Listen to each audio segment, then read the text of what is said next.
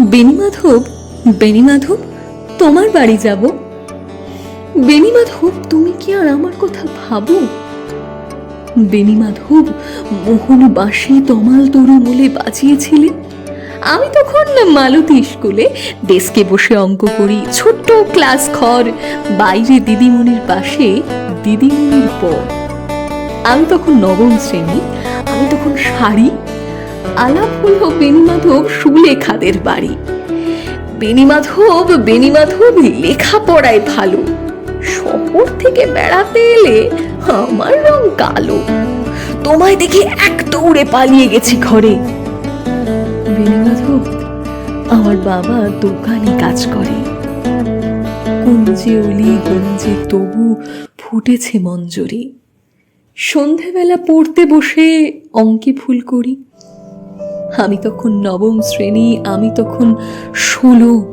ব্রিজের ধারে বেণীমাধব লুকিয়ে দেখা হলো।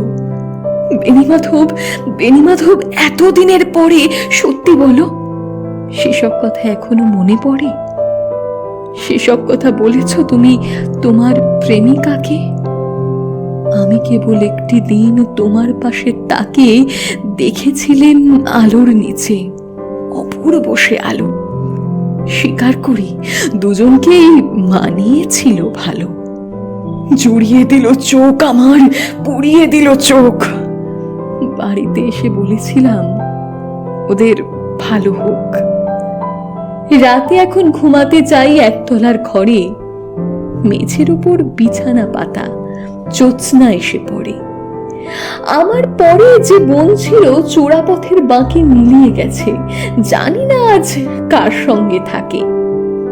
আজ জুটেছে, কাল কি হবে কালের ঘরে শনি। আমি এখন এই পাড়ার সেলাই দিদিমণি। তবু আগুন বেণীমাধব, আগুন জ্বলে কই। কেমন হবে আমিও যদি নষ্ট মেয়ে হই? তবু আগুন বেণীমাধব, আগুন জ্বলে কই। কেমন হবে আমিও যদি নষ্ট মেয়ে হই?